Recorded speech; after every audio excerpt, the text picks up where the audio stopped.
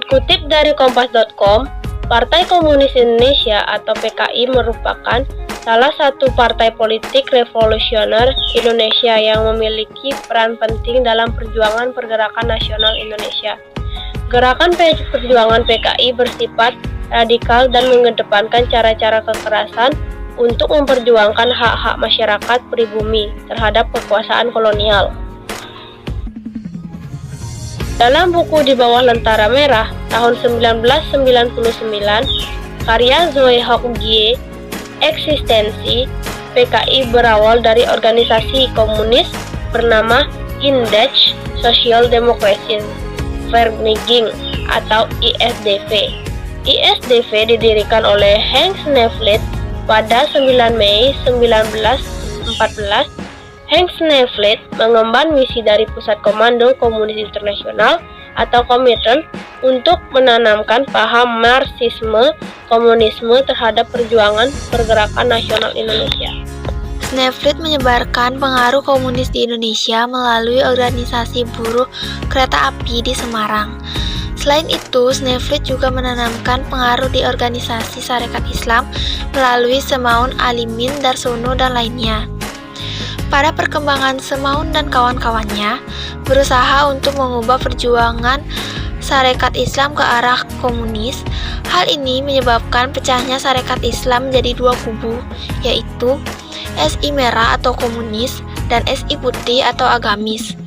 Pada 20 Mei 1920, Semaun bersama anggota SI Merah dan tokoh komunis ISDV sepakat untuk mengubah nama ISDV menjadi Partai Komunis Indonesia. Perubahan nama dari ISDV bertujuan untuk menguatkan nuansa Indonesia sentris dalam perjuangan kaum komunis terhadap kolonialisme Belanda. Perjuangan PKI dalam menentang kolonialisme Belanda bersifat radikal dan cenderung anarkis. Pada 25 Desember 1925, PKI mengadakan rapat besar yang mengundang pimpinan cabang PKI di seluruh Indonesia. Rapat tersebut menghasilkan keputusan untuk melaksanakan aksi pemberontakan terhadap pemerintah kolonial Belanda di beberapa kota Indonesia. Realisasi aksi pemberontakan PKI dilaksanakan pada tahun 1926 sampai dengan 1927. Dalam buku Sejarah Indonesia Modern 1200 sampai 2004 tahun 2005, karya MC Rickfles, aksi pemberontakan PKI berawal di Jakarta dan Tangerang pada tanggal 12 November 1926. Di Jakarta, PKI bergerak menyerang polisi Belanda dan merusak sambungan telepon untuk memutus komunikasi. Setelah itu, PKI bergerak menuju penjara Glodok untuk membuat kerusuhan dan membebaskan beberapa tahanan.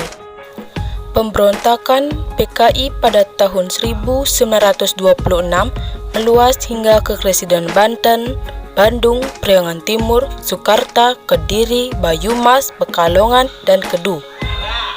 Pola pemberontakan di daerah-daerah tersebut hampir sama dengan pola pemberontakan PKI di Jakarta. Pada tahun 1927, pemberontakan PKI meluas hingga ke Pulau Sumatera. Pusat pemberontakan PKI di Sumatera berlangsung di Sawah Lunto, Sumatera Barat. Pemberontakan PKI pada tahun 1926 sampai 1927 mengalami kegagalan. Belanda melakukan penangkapan massal, pemenjaraan, pembunuhan, dan pembuangan terhadap anggota PKI. Pada akhirnya, PKI mengalami kehancuran dan seluruh gerakan revolusioner radikal Indonesia dibekukan oleh pemerintah kolonial Belanda.